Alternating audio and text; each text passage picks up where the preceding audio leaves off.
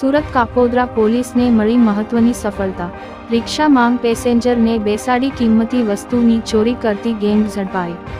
Railway સ્ટેશનથી એકલ દોકલ પેસેન્જરને રિક્ષા માંગ બેસાડતા હતા। રિક્ષા આગળ ગયા બાદ ચોરી કરી અધવચ્ચે જ પેસેન્જરને ઉતારી દેતા। પેસેન્જરને માલુમ પડે કે ચોરી થઈ ત્યારે રિક્ષા હંકારી મૂકતા। કાપોદ્રા પોલીસે બાતમીના આધારે રિક્ષા સાથે 3 ઈસમની ધરપકડ કરી। Report Rahul Makwana, GPK news.